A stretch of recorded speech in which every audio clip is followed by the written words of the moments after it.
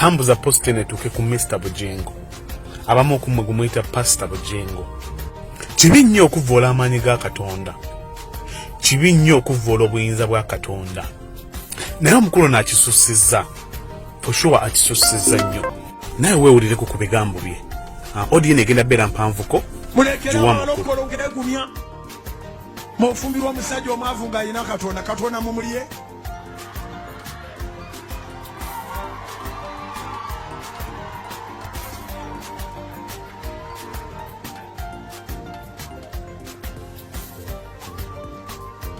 Katonda ateeka okwevungisaamu ebikwatikako era ebirabikako omuntu akugambe nti nina Katonda nga si wakwogerera nnyo.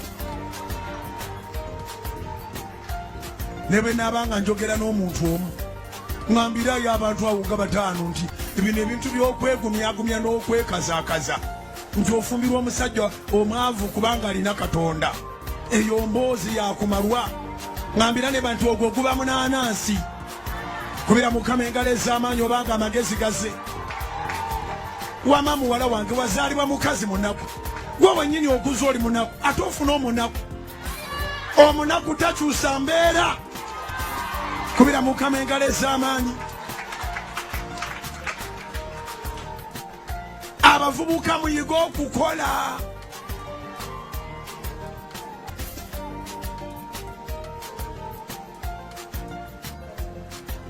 Akatale k'abaavu ngenda kattira ddala. Kyannaku nnyo nti ebigambo bino biva mu muntu eyeeyita pasita, era kyannaku nnyo nti ebigambo bino biva mu muntu eyawasaako mu mbeera ey'obwavu, eyawasaako mu mbeera ey'ekinaku.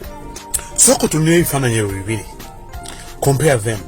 Ekisooka ku mbaga ye ne mukyala Teddy Naluswa, ekyeddako kwona omukazi gwalina Susan Makula.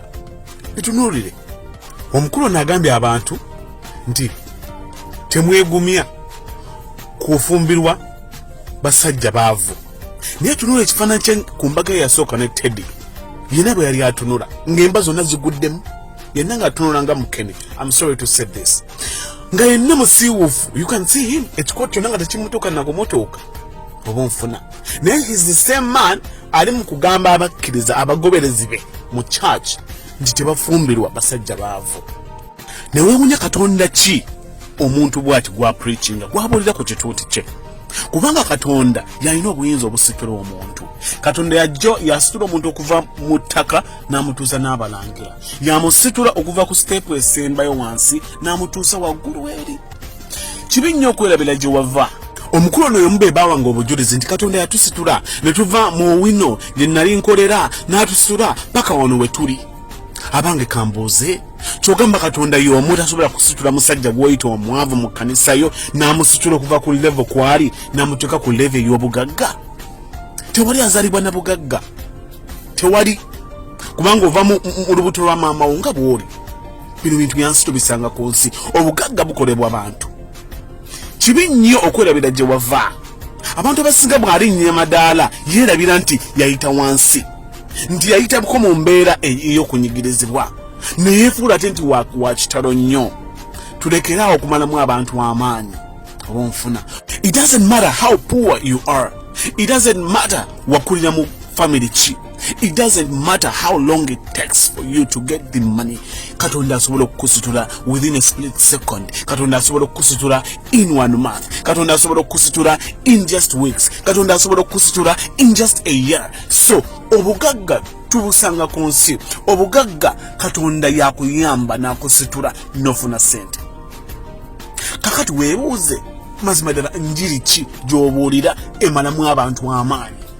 Kituufu tewali muntu ayagala muwala we kufumbira musajja mwavu. Nange kenyini sandyagadde muganda wange, muwala wange, oba omuntu relative wange okufumbira omusajja omwavu oba nfuna. Naye ate okubeera omwavu tekitegeeza nti y'enkomerero y'ensi. Okubeera omwavu obeera n'essuubi erigaggawala. Obwavu n'obunaku bya njawulo. Ebiseera bisinga omuntu omunaku aba yeevaako nga talina ssuubi lya kukyusa bulamu bwe. Naye omuntu omwavu aba n'essuubi nti one day ajja kugaggawala. Chovola bangono omusajja Bujingo yalina essuubi nti one day ajja kufuna ssente paka n'afuna ssente kubanga Bujingo nawe wali mwavu. Kakati lwaki omalamu abasajja banno ntifuna musajja mwavu? Come on, awo oli si wotandikira Bujingo. Omanyi mwefuula nnyo abakabi, kibi nnyo kwefuula nti omanyi nnyo. Ono omusajja yeefuula nti amanyi nnyo bannange. Naye kiseera bannange naye Katonda batwamukola tinze simanyi na kumanya Uganda okubanga Katonda atuleetera abantu bwe bati nga these are the people who are preaching the gospel. Oh my God, osansira n'abantu abasigala nga bakyagenda mu church bweti because tewakyali kigambo. It's all about praising makula kugamba ku counter attacking abantu, kuvoola abantu, kuyisa bantu maaso, ku promoting a project so and so. You understand, there is no gospel there. Tweberere mbannanga abakkiriza olina okuzibula amaaso nolaba nti no charge gye ng'endamu nfuna ekigambo, nfuna okubuulirirwa kwe neetaaga, or you can stay home. Okugenda mu church egenda okukubuza, at least you can stay home n'osigala ewaka. It is better n'osabira ewaka because Katonda akusangayo. Okirege bano abantu bali mu kwegaggawaza bwegaggawaza. Gwe sooka okirabe abantu basonda ssente za kuzimba kkanisa, yazimba gorofa oba ofuna abantu bakyasabira mu kadongo, olumala ng'ajja ng'akola katemba embwa yeeyala mu ttaka, agwa mu ttaka just to get sympathy. Wadde ewaka nga makula mugamba ako act kawakoze kabadde super. Ezo zimaze okuyingira. Naye tumanyiddwa tujogeddwa bannayuganda, naye Mukama atusaasire. Naye nga tulina okwebeereramu, okubeera omwavu tekitegeeza nti olubeerera ogenda kubeera mwavu. Yes, abavubuka abasajja tukole tulabe nga tukyusa obulamu bwaffe, naye toggwamu maanyi ku lwa bigambo by'abantu nga bano Bujingo. Bw'oba oli mwavu omwaka guno kitegeeza nti ogenda kubeera mwavu paka. Yes, osobola obutafuna ssente leero, osobola obutazifuna mwaka gujja, osobola obutazifuna guddako, but keep thriving, keep focused, keep working on yourself. Ojja kufuna ssente. Katonda yalina obuyinza obugaba. Katonda yalina obuyinza obugaba emikisa. Bano bapasita abasinga baffere bayaaye babbi kwekkusa. Obanga oli musajja wa Katonda kyekikutambuza n'abaserikale okujjako okwegolomiza oba onfuna. Twebeereremu, saba Katonda ajja kukuyamba nga bw'oli, Katonda ajja kukusumulula. Obwavu si y'enkomerero, tewazaalibwa kubeera mwavu paka. Muganda wange mukkiriza ojja kufuna ssente. Saba Katonda, weesige Katonda, then kola work, kola n'amaanyi, ojja kufuna. Katonda ajja kukusumulula. Va ku bigambo by'abantu abafere. Beera nabbi w'obulamu bwo. Prophesy unto your life, prophesy unto yourself. Katonda ajja kukusumulula, believe me. Oba onfuna awo oli si wolina okuba.